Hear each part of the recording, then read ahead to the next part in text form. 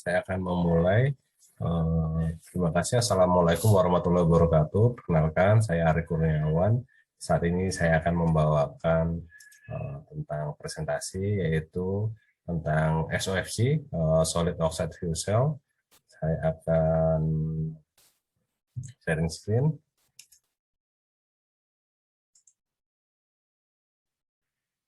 Ini adalah presentasi yang akan saya sampaikan, yaitu Solid Oxide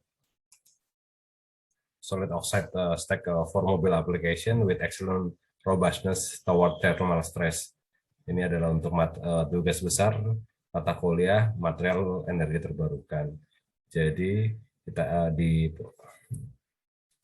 ini adalah outline dari presentasi saya.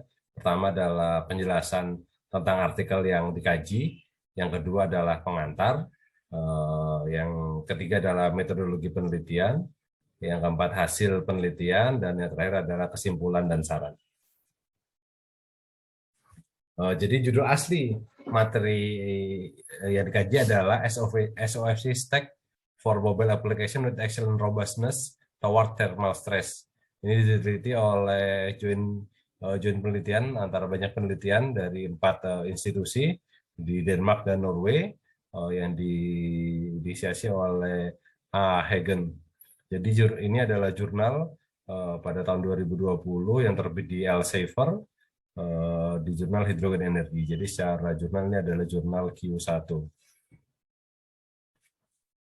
Secara umum dalam artikel ini apa yang disorot adalah satu, SOFC stack design memiliki power, volume, dan power mass yang tinggi. Jadi ini sangat potensial digunakan. Yang kedua, short stack diberikan pembuahan siklus thermal tanpa tungku yang diklaim secara aplikasi lebih realistis sesuai dengan kondisi kenyataan.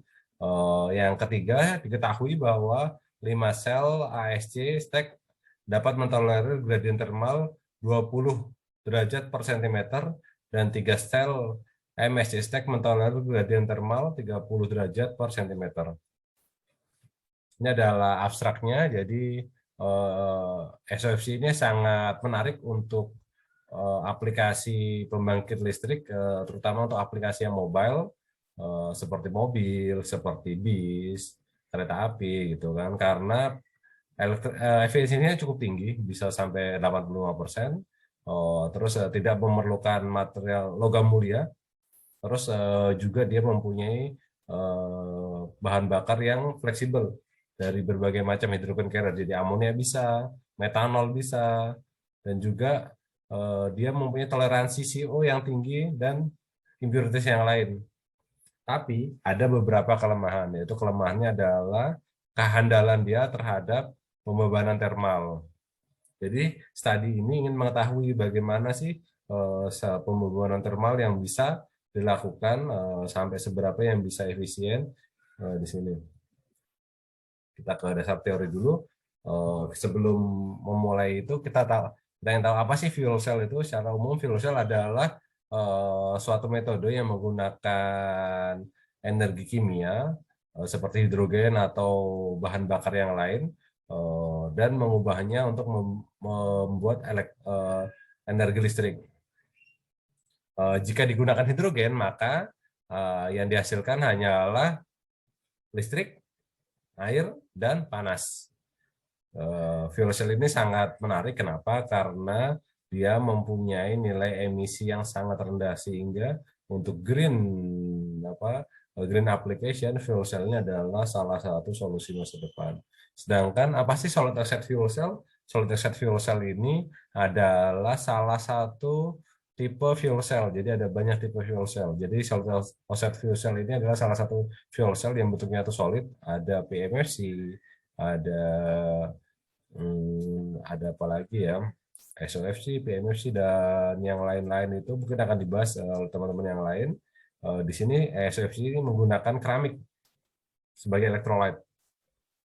Jadi efisiensinya bisa mencapai 60%, dan jika dengan menggunakan cogeneration itu bisa mencapai 85%.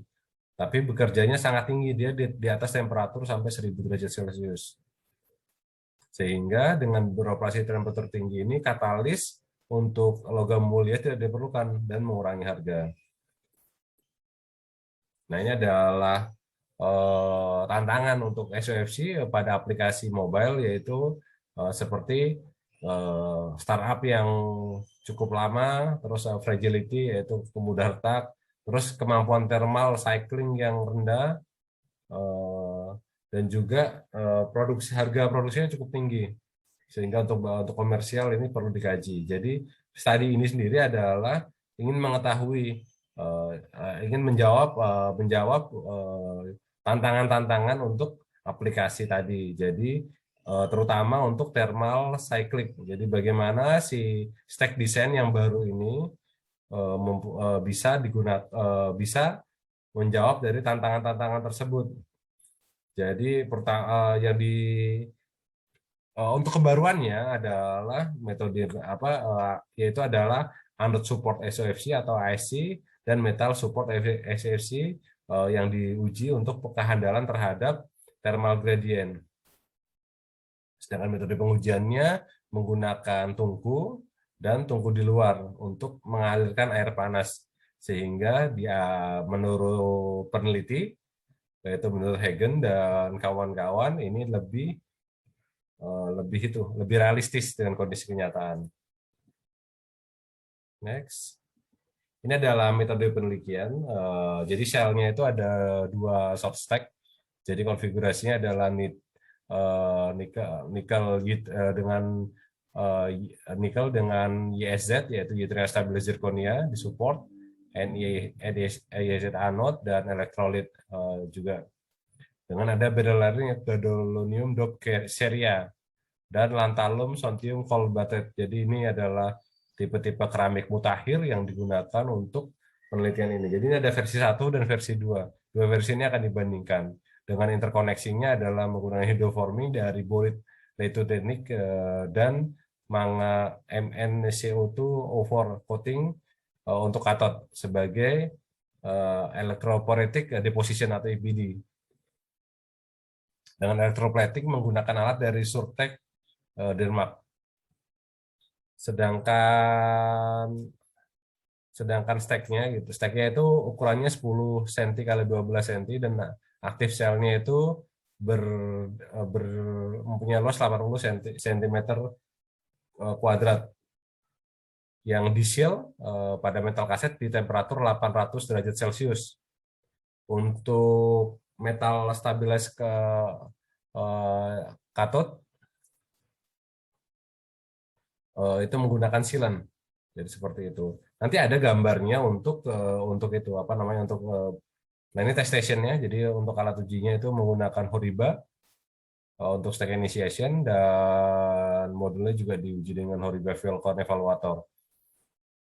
Sedangkan electrochemical impedance diuji dengan Zahner EM6 dengan add-on chart multi-channel measurement. Prosedurnya nanti dialirkan gas, yaitu sejumlah berapa liter N2 dengan H2 5% H2N2, dan ada beberapa metode untuk gasnya ini. Secara umum seperti itu. Ini adalah single repeat unit. Jadi satu stack itu ada single repeat unit, ada beberapa isian di sini. Ada interconnecting, ada side frame, ada nickel foam, ada cell in frame, ada CU mangan foam, ada air side frame.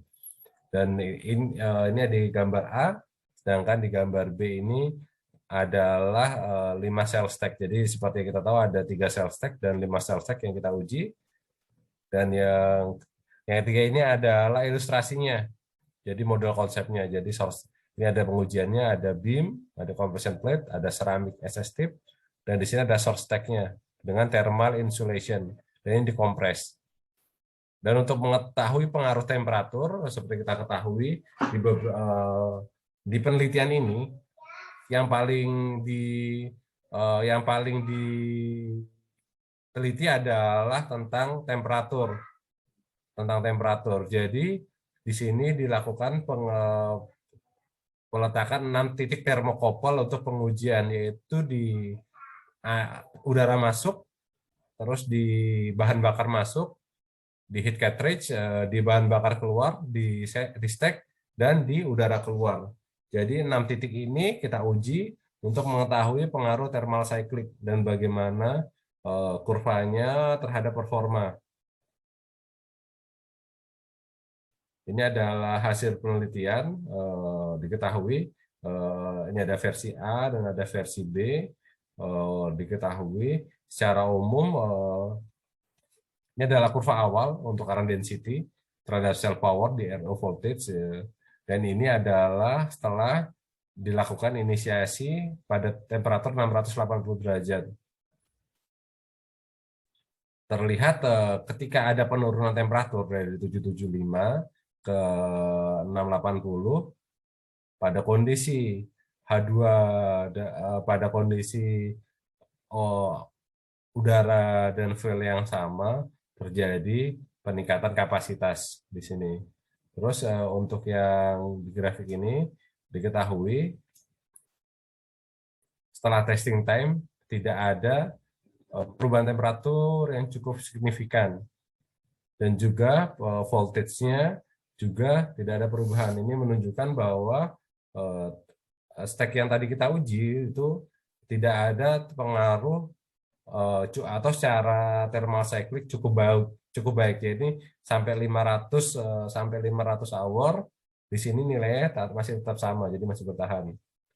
Yang kedua adalah untuk cycling number. Jadi cycling number itu berapa kali dibebani naik turun. Nanti diketahui. Jadi semakin lama ada pembebanan, tentu OCV-nya ini atau si voltnya ini akan semakin turun. Jadi dari awal dia cukup tinggi, misal di versi A 5,8, sempat turun naik, dan secara umum semakin banyak pembebanan cyclingnya akan semakin turun. Sama juga di versi B, seperti itu. Ini adalah kurva termalnya. Jadi ini membuktikan bahwa tetap ada penurunan, tapi penurunan di sini masih memenuhi.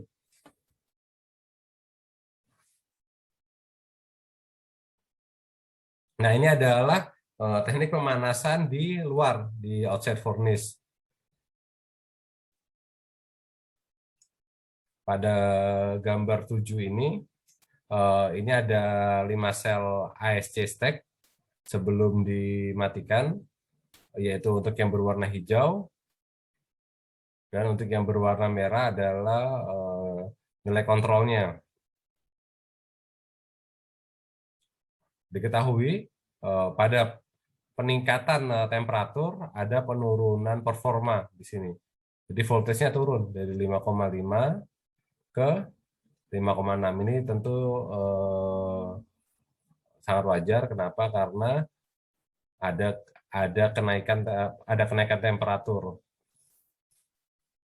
Dan pada thermal cycle yang di 700 derajat, di sini tidak ada perubahan signifikan. Di 5 sel ASTD ini membuktikan bahwa stack yang diteliti oleh Hagen ini cukup bertahan dengan kondisi thermal cyclic, sehingga dia bisa memproduksi current density berkisaran sampai 0,12 di OCV-nya 4,2. Jadi ini adalah area yang paling optimal di 4,4 ke 0,8. Sedangkan ini di 2,5, 0,05. Jadi dua-duanya mempunyai area yang optimal.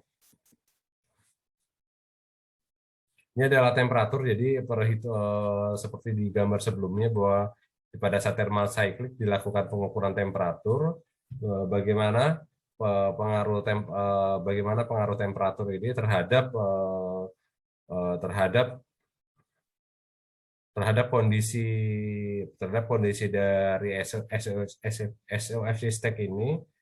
Diketahui semakin lama temperaturnya itu akan semakin turun seiring berjalannya waktu. Jadi setelah beberapa jam setelah beberapa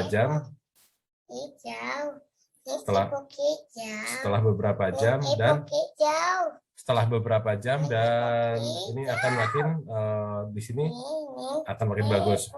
Hijau.